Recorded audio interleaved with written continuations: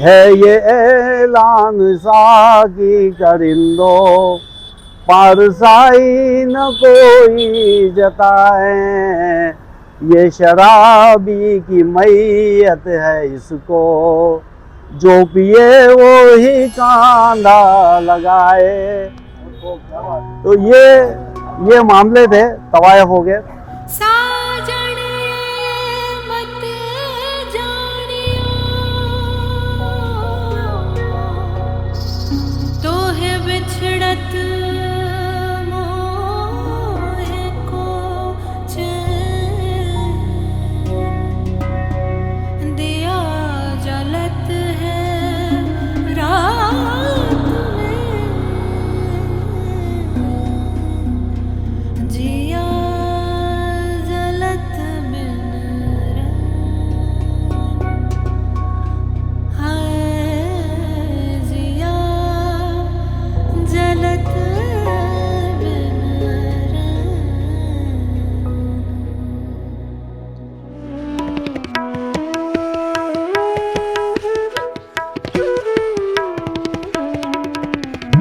पहले हम बात करते हैं तवायफ अल्फाज कहाँ से आया और इसका क्या मतलब है और तवायफ किसे और क्यों कहा जाता था। तवायफ लफ्ज अरबी अल्फाज ताइफा से आया हुआ है, जिसका मतलब होता है कम्युनिटी या ग्रुप। धीरे धीरे फारसी और उर्दू में आया और फिर हिंदुस्तान में खास मखसूस तरह की औरतों के लिए ये नाम इस्तेमाल होने लगा। वो औरतें जो शाही दरबार में क्लासिकल डांस, म्यूजिक और शायरी में माहिर होती थी। 16वीं से 19वीं शताब्दी में खास तौर पर लखनऊ, दिल्ली और बनारस में तवायफ कल्चर बहुत ही फला फूला।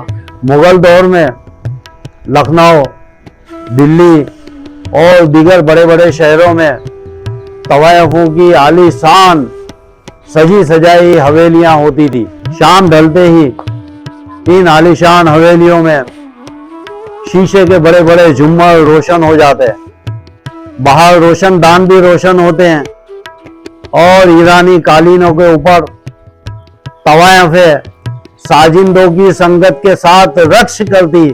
और ये नज़ारा देखने के लिए बड़े बड़े नवाब, खानदानी रईसजादे, राजे महाराजे इस महफिल की रौनक बनते हैं। ये नज़ारे जनाब इतने दिलकश होते हैं कि देखने वालों के जहन में इसके अक्स बरसों बरस तक रहते हैं। ये औरतें सिर्फ नाचने और गाने वाली नहीं बल्कि अदब, तहजीब और फाइन आर्ट की टीचर थी। नवाब और रईसजादों की तरबियत भी इन्हीं कोठों पे हुआ करती थी। विलियम डेलरिम्पल और बिना तलवार ओडेनबर्ग जैसे राइटर्स ने भी लिखा है कि तवायफें उस दौर के रईसों को एटिकेट सिखाने का काम करती थी। मुगलों के दौर में जिन औरतों को तवायफ कहा जाता था वो असल में फनकार थी और अपने फन में बेहद माहिर थी। जो कलाम पढ़ा जाता उस कलाम के मुवाफिक तवायफें शौकियाँ, अदाए नाच सलीके से पेश करती और उसमें कहीं भी बेहयाई की नुमाइश न होती। बचपन से ही इनकी तरबियत में फन मौसीकी, फन गायकी, फन रक्स और इल्म उरूज शामिल होता। ये बेहद पाकीज़ा पर्दादार औरतें होती थी। ब्रिटिशर्स के आने के बाद तवायफों की इज्जत को गिराया गया और उन्हें सिर्फ प्रोस्टिट्यूट समझा गया जो उन महफिलों की रानियां थी। लेकिन आगे चल के सोसाइटी ने उन्हें समझने से इनकार कर दिया, जिससे ये रिच ट्रेडिशन धीरे धीरे खत्म हो गया। आज भी द तवायफनामा जैसी किताबें उन असली कहानियों को रोशन करती हैं। उस जमाने में हिंदुस्तान में फिल्मों का दौर भी शुरू हुआ तो फिल्मों में भी कुछ तवायफों ने अपनी फनकारी और अदाकारी के जौहर दिखाए। उस जमाने में हिंदुस्तान में जद्दन बाई नामी एक तवायफ बहुत ही मशहूर थी। एक रोज एक बड़ौदा के नामी रिपोर्टर ने मुझे फ़ोन किया और मुझसे पूछा कि जद्दन बाई का बड़ौदा से क्या कनेक्शन है।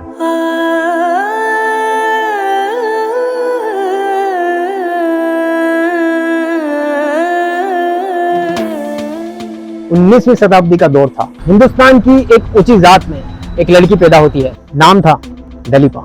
सिर्फ 13 साल की उम्र में उसका बाल विवाह एक टीबी के मरीज से करा दिया गया। तीसरे दिन ही दलीपा बाल विधवा बन चुकी थी। दलीपा के सर के बाल मुंड दिए गए और उसकी चूड़ियां तोड़ दी गई। उसकी जिंदगी एक सफेद पोश अजाब बन के रह गई। दलीपा के ससुराल के मर्द उसकी इज्जत से खेलते रहे।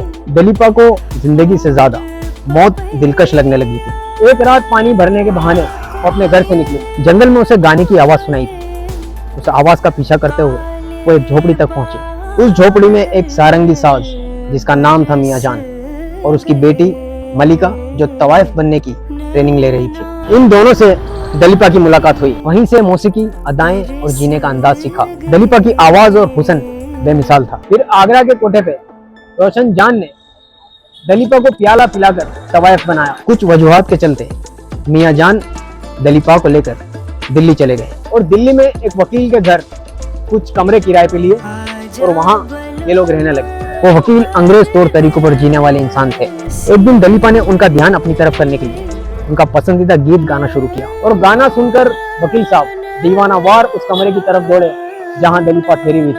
वकील साहब दलीपा की मोहब्बत में गिरफ्तार हो गए और दलीपा से उन्होंने दूसरी शादी की। दलीपा से 2 बच्चे हो गए। एक था बेटा जिसका नाम था मंजूर अली और एक थी बेटी जिसका नाम था जद्दन बाई। जद्दन बाई ने अपनी माँ से गायकी सीखी और हिंदुस्तान की सबसे मशहूर तवाइफों में शुमार हुई। जद्दन बाई ने 3 शादियां की और उनकी आखिरी शादी से एक बेटी पैदा हुई। उस बेटी के 2 नाम थे, एक था तेजस्वरी और दूसरा था फातिमा रशीद जो आगे चल के नरगिस बनी। नरगिस की शादी सुनील दत्त से हुई और उनसे एक बेटा हुआ जो है संजय दत्त। ये थी जद्दन बाई की मुख्तसर दास्तान। और इसी नाम से बड़ौदा में भी एक बिल्डिंग मौजूद है जो जद्दन मंजिल के नाम से जानी जाती है। अब इस बात के कोई एविडेंस नहीं मिलते कि ये जो बड़ौदा में जद्दन बाई के नाम से जो बिल्डिंग मंसूब है ये वही जद्दन बाई है जिसका मैंने जिक्र अभी किया। अब बात आती है बड़ौदा की। बड़ौदा में एक मज्जूब हुआ करते थे जिनका नाम था चंबूसा बाबा। और वो चंबूसा बाबा जो थे वो उनका 64 में इंतकाल हुआ।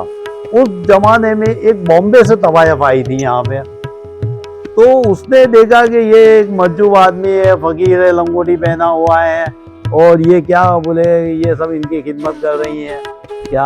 वो सडनली उसको ऐसा जहन में आया कि मेरी बेटी जो है ना वो नोटों से ये बाबा भर दे ना, तब मैं इनको जानूँ कि ये बाबा है कोई। लिहाजा हुआ यूँ कि चंबूसा बाबा वहाँ से चल दिए और फिर उस तवायफ को कुछ काम पड़ा तो वो अपने जो सूटकेस थी वो उसने खोल के देखी तो सारी रुपए से नोटों से भरी हुई थी वो। तो वो उसके दिल में फिर वो जो वलवले थे वो जाग उठे कि नहीं भाई ये तो वाकई बहुत बड़ी शख्सियत थे। तो वो तवायफ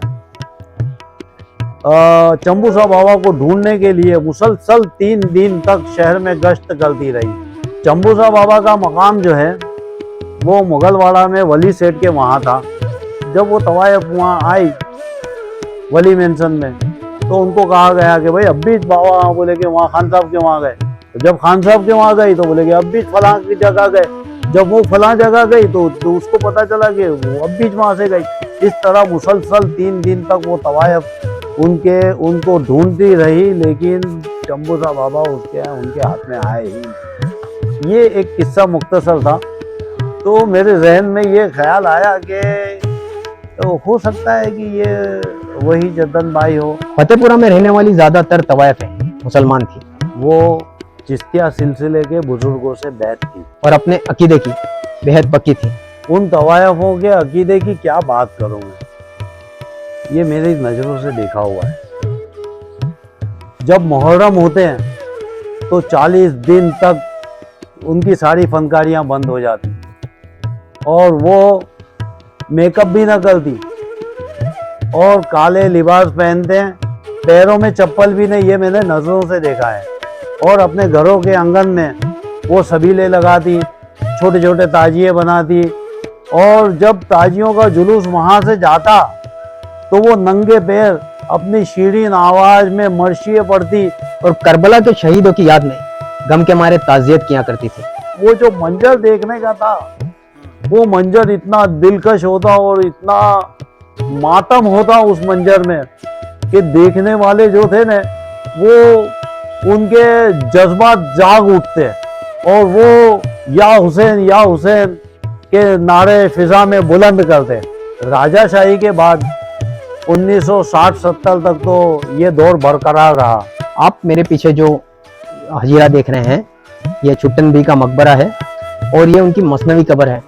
उसके दिल में कुछ ऐसे एहसासात जागे कि उसने अपनी आखिरी कब्रगाह के लिए ये मकबरा तामीर करवाया।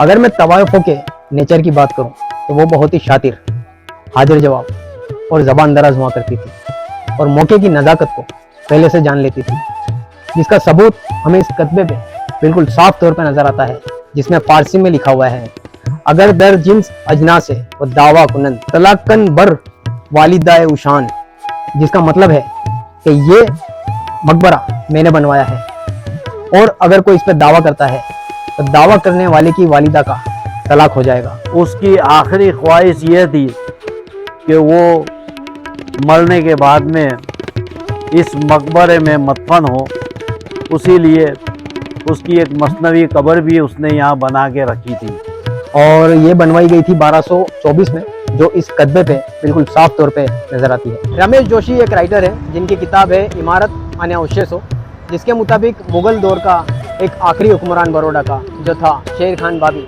उसकी एक खास तवायफ थी मदन मंजरी। उसी के नाम से ये जो मेरे पीछे रोड देख रहे हैं, जो साइकिल बाजार के नाम से जाना जाता है, उसे मदन जापा रोड कहा जाता है, जो उसी के नाम से मंसूब है। मुझे उम्मीद है कि आपको बड़ौदा की एक और हिडन हिस्ट्री जानने को मिली होगी। अगर आपको हमारी ये कोशिश पसंद आई हो तो वीडियो को लाइक जरूर करें, शेयर करें और सब्सक्राइब जरूर करें। तब तक बने रहिए एपिक रूट्स विद आसिम के साथ।